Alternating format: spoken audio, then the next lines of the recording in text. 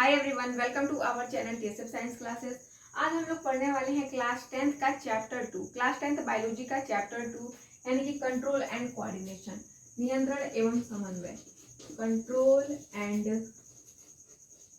Coordination.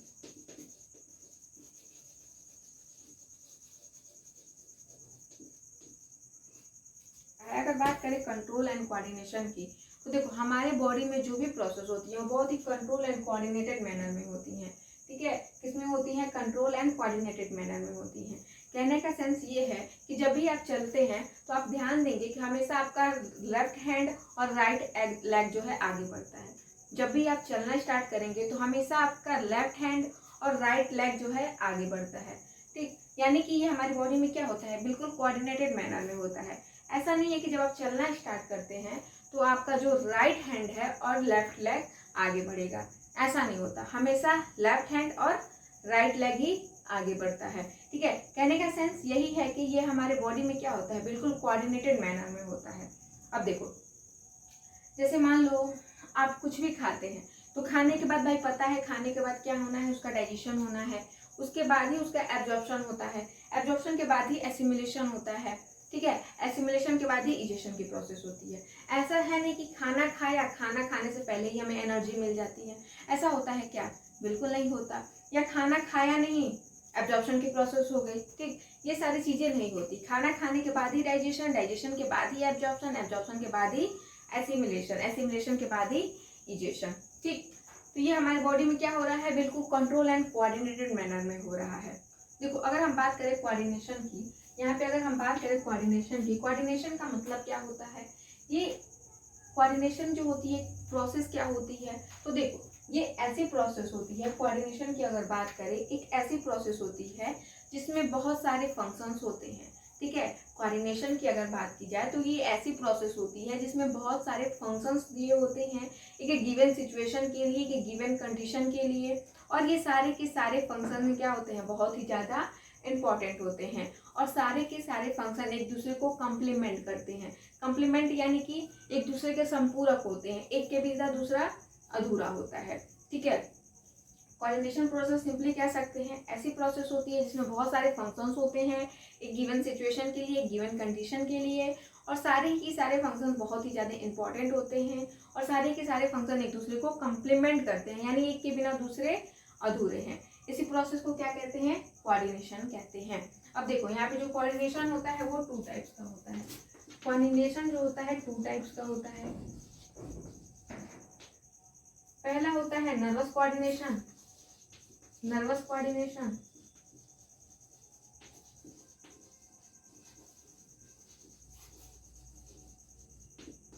दूसरा होता है हार्मोनल कोऑर्डिनेशन, हार्मोनल कोऑर्डिनेशन।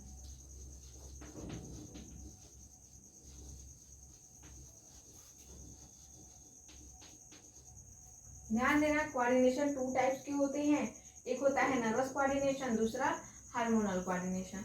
अगर हम बात करें पहले की, नर्वस कोऑर्डिनेशन की, तो नर्वस कोऑर्डिनेशन जो होता है किसमें देखने को मिलेगा? एनिमल्स में और ह्यूमंस में। नर्वस कोऑर्डिनेशन की बात करें तो ये किसमें देखने को मिलता है? एनिमल्स में और ह्यूमंस में। अब ये कोऑर्डिनेशन किसकी हेल्प से होता है? ब्रेन हो गया, स्पाइनल कॉर्ड हो गया, स्पाइनल कॉर्ड हो गया, नर्व्स हो गए। ठीक है, अगर बात करें नर्वस कोऑर्डिनेशन की तो एनिमल्स और ह्यूमंस में देखने को मिलेंगे।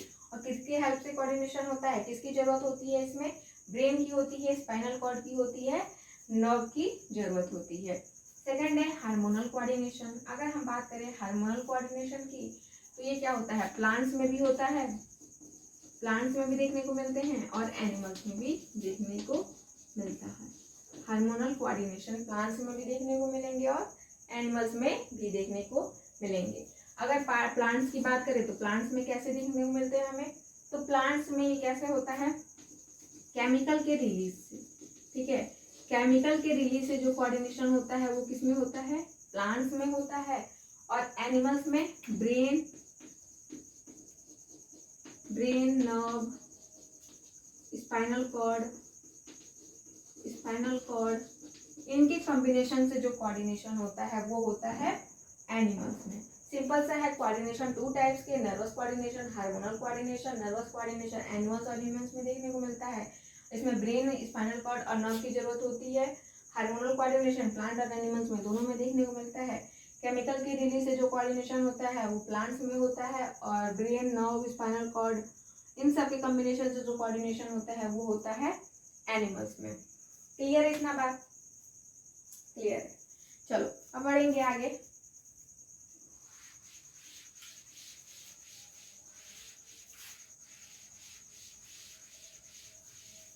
अब बात करेंगे नर्वस कोऑर्डिनेशन की। किसकी?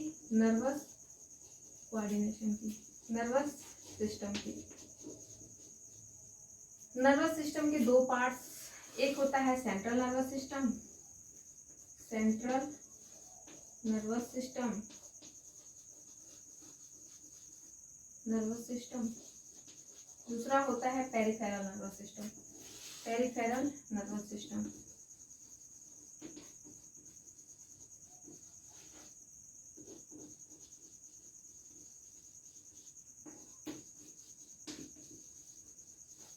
ठीक है, नर्वस सिस्टम के दो पार्ट, सेंट्रल नर्वस सिस्टम और peripheral nervous system. Central nervous system के अंदर आता है brain, brain, spinal cord. Central nervous system के अंदर क्या आती है? ब्रेन और स्पाइनल कॉर्ड आएगी, और पेरिफेरल नर्वस सिस्टम के अंदर नर्व्स आ जाएंगी। ठीक है, क्या जाएंगी? नर्व्स आ जाएंगी। कौन से nerves? Cranial nerve, cranial nerve और spinal nerve, spinal nerve, cranial nerve और स्पाइनल नर्व आ जाएंगी। सेंट्रल नर्वस सिस्टम के अंदर ब्रेन और spinal cord, peripheral nervous system के अंदर क्रेनियल नर्व और स्पाइनल। देखो, जो नर्व ब्रेन से निकलती है, ठीक है, जो ब्रेन से निकलेगी उसे कहते हैं cranial nerve, cranial nerve, cranial nerve. जो ब्रेन से नर्व निकलती है उसे क्रेनियल नर्व, और जो स्पाइनल कॉर्ड से नर्व निकलेगी, जो स्पाइनल कॉर्ड से नर्व निकलती है उसे स्पाइनल नर्व। ठीक है, ब्रेन से जो नर्व निकलेगी क्रेनियल नर्व, स्पाइनल कॉर्ड से जो नर्व निकलेगी उसे स्पाइनल नर्व। सिंपल सा है ये। चलो अब बढ़ेंगे आगे।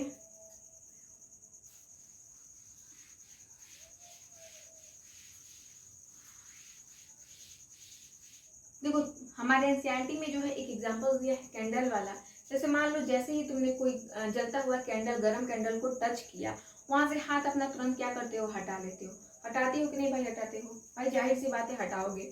ठीक है, या खड़े होकर वहां पे सोचोगे हाँ कैंडल गरम गरम फील हो रहा है, हटा लेता हूँ हाथ या ना हटाऊं, ऐसा तो खड़े होकर सोचते नहीं हो। फटाक से वहां पे हाथ क्या करते हो? वहां से हटा लेते हो। यानी कहने का सेंस ये है कि जो हमारी हाथ होती हैं, जो फिंगर्स होते हैं, वहां पे प्रेजेंट होते हैं नर्व एंडिंग। अभी आगे पढ़ने वाले हैं नर्व एंडिंग क्या होता है। ठीक, वहां पे क्या प्रेजेंट होते हैं? नर्व एंडिंग प्रेजेंट होते हैं, या कह सकते हो रिसेप्टर प्रेजेंट होते हैं। रिसेप्टर यानी कि जो इन्फॉर्मेशन को रिसीव करता है, रिसेप्टर यानी कि जो इन्फॉर्मेशन को क्या करेगा? रिसीव करेगा। तो जैसे ही तुमने किसी गर्म ऑब्जेक्ट को टच किया तो हमारे हाथ में एक इलेक्ट्रिकल इम्पल्स जनरेट होता है। अब ये इम्पल्स ट्रेवल करके जाता है बॉडी से ब्रेन के पास, ब्रेन को इन्फॉर्मेशन देगा, और ब्रेन क्या करेगा? इंटरप्रेट करेगा कि भाई हाँ यहाँ पे गड़बड़ है या गड़बड़ नहीं है। अगर गड़बड़ होगा तो ब्रेन सूचना देगा हैंड को, और हैंड हम लोग क्या करते हैं? फटाक से वहां से हटा लेते हैं। ठीक है, और देखो अभी मैंने बोला रिसेप्टर। अब रिसेप्टर क्या होते हैं? तो जो इन्फॉर्मेशन को क्या करते हैं? रिसीव करते हैं। कह सकते हैं कि ऐसा एक स्पेशलाइज्ड स्ट्रक्चर होता है जो इन्फॉर्मेशन को क्या करता है? रिसीव करता है। देखो, कह सकते हैं रिसेप्टर क्या होता है? एक ऐसा स्पेशलाइज्ड स्ट्रक्चर होता है जो हमारे सेल मेम्ब्रेन में पाए जाते हैं, और कहाँ लोकेटेड होते हैं? सेंसरी ऑर्गन में। कहाँ लोकेटेड होते हैं? सेंसरी ऑर्गन में। और ये इन्फॉर्मेशन को क्या करता है? रिसीव करता है। जो रिसेप्टर होता है इन्फॉर्मेशन को क्या करता है? रिसीव करता है।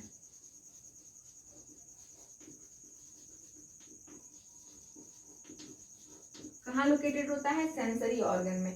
सेंसरी ऑर्गन यानी कि आई हो गया, नोज हो गया, स्किन्स हो गए, टंग हो गया।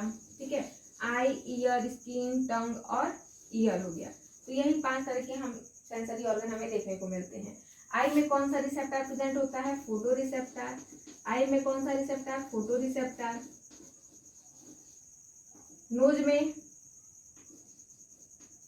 नोज में ऑल्फैक्टरी रिसेप्टर, ऑल्फैक्टरी रिसेप्टर,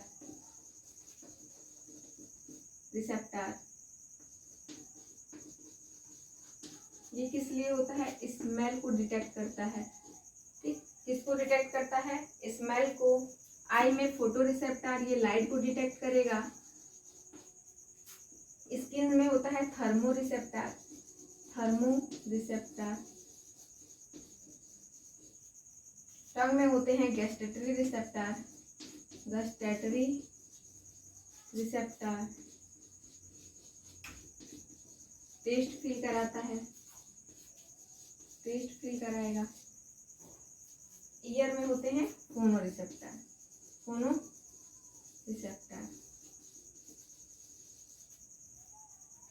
ठीक है, ध्यान देना। सेंसरी ऑर्गन आई की अगर बात करें तो फोटो रिसेप्टर जो लाइट को डिटेक्ट करता है, नोज में ऑल्फैक्टरी जो स्मेल को डिटेक्ट करता है, स्किन में थर्मो रिसेप्टर, टंग में गस्टेटरी रिसेप्टर। ठीक है, यही रिसेप्टर के बारे में हम लोग को जानना था। रिसेप्टर क्या होता है? इंफॉर्मेशन को रिसीव करता है। ये ऐसा स्पेशलाइज्ड स्ट्रक्चर होता है जो सेल मेम्ब्रेन में पाया जाता है और लोकेटेड होता है सेंसरी ऑर्गन में। ठीक है, क्लियर है रिसेप्टर के बारे में यहाँ पे?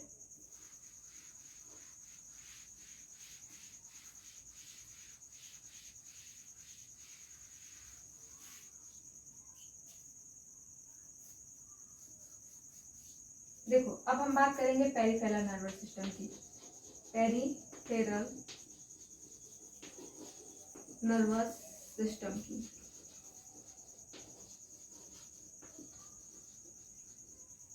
तो इसके दो पार्ट्स होते हैं। कितने पार्ट्स होते हैं? दो पार्ट होते हैं। एक होता है सोमैटिक नर्व। इसमें दो तरह के नर्व हम लोग को पढ़ने हैं, सोमैटिक नर्व, दूसरा ऑटोनोमिक नर्व, दूसरा ऑटोनोमिक नर्व।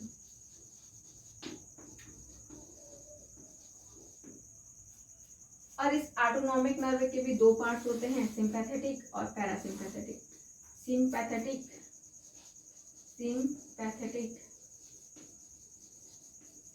और पैरासिम्पैथेटिक।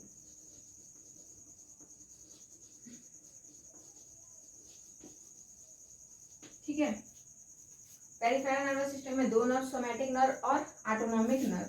ऑटोनोमिक के भी दो पार्ट, सिंपैथेटिक और पैरासिम्पैथेटिक। अब देखो, अगर हम बात करें सोमैटिक नर्व की, तो ये क्या करता है? जो भी वॉलेंट्री एक्शन होता है, वॉलेंट्री एक्शन को क्या करता है? ये कंट्रोल करता है। ठीक है, किसको कंट्रोल करेगा? वॉलेंट्री एक्शन को, यानी कि ऐच्छिक प्रतिक्रिया। अब ये वॉलेंट्री एक्शंस क्या होते हैं?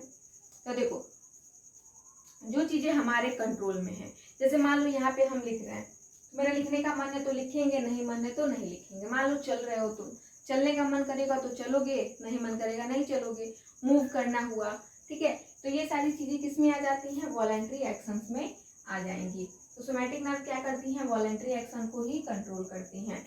और यहाँ पे जो ऑटोनोमिक होता है वो इनवॉलेंट्री एक्शन को कंट्रोल करता है। इनवॉलेंट्री एक्शन को क्या करता है? कंट्रोल करता है। इनवॉलेंट्री एक्शन जो हमारे कंट्रोल में नहीं होता, जैसे कि डाइजेशन हो गया, ट्रांसपोर्टेशन हो गया, रिस्पायरेशन हो गया। ठीक है, तो ये सारी चीजें क्या हमारे कंट्रोल में है? नहीं है। तो वो चीजें ऑटोनोमिक नर्व में क्या होता है?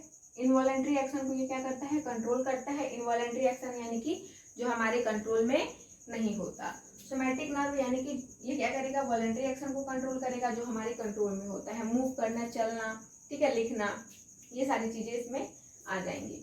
फिर ये ऑटोनोमिक नर्व टू टाइप्स के, सिंपैथेटिक और पैरासिम्पैथेटिक। सिंपैथेटिक ये क्या करता है? फाइट रिस्पॉन्स को प्रिपेयर करता है।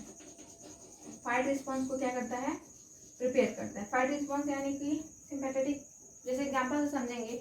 मान लो यहाँ पे तुम खड़े हो, अचानक से सड़क से दौड़ के तुम्हें कोई मारने के लिए आ रहा है। ठीक है, तुम एक जगह खड़े हो, अचानक से कोई दौड़ के तुम्हें मारने के लिए आ रहा है और तुम तुरंत उसको क्या करती हो? देख लेती हो। जैसे ही देखोगे तुम क्या हो जाओगे? सतर्क हो जाओगे। भाई तुम भी बोलोगे आ भाई मैं भी तैयार हूँ यहाँ पे। ठीक, ये क्या होता है? Fight response. सिंपैथेटिक क्या करता है? फाइट रिस्पॉन्स को प्रिपेयर करता है। और पैरासिम्पैथेटिक हमारे बॉडी को क्या करता है, रिलैक्स करता है, शांत रखता है, हमारे माइंड को क्या करेगा, रिलैक्स रखेगा, शांत रखेगा। ठीक है, सिंपल सा था। पेरिफेरल नर्वस सिस्टम के अंदर दो चीजें, सोमैटिक नर्व और autonomic nerve. Somatic nerve voluntary action को कंट्रोल करता है, वॉलंटरी एक्शन जो हमारे कंट्रोल में होती हैं। ऑटोनॉमिक नर्व जो इनवॉलंटरी एक्शन को कंट्रोल करता है, यानी जो हमारे कंट्रोल में नहीं होती। ये 2 टाइप्स के होते हैं। सिंपैथेटिक फाइट रिस्पॉन्स को प्रिपेयर करेगा और पैरासिम्पैथेटिक हमारे माइंड को, हमारे बॉडी को क्या करता है, रिलैक्स करता है, शांत रखता है। तो आज के लिए बस इतना ही रहने देते हैं। नेक्स्ट वीडियो में हम लोग बात करेंगे नर्वस सिस्टम की, उसके स्ट्रक्चर्स के बारे में जानेंगे। जैसे अभी मैंने एग्जांपल बताया, जब हम किसी भी गर्म ऑब्जेक्ट को टच करते हैं तो वहां से अपना हाथ तुरंत हटा लेते हैं। तो ये जो प्रोसेस हो रही है कैसे होती है, कैसे हमें पता चल रहा है कि कोई भी चीज़ क्या है, गर्म है, कैसे हम अपना हाथ जो है वहां से हटा ले रहे हैं। तो ये सारी चीज़ों के बारे में हम लोग कल देखेंगे। Thank you so much.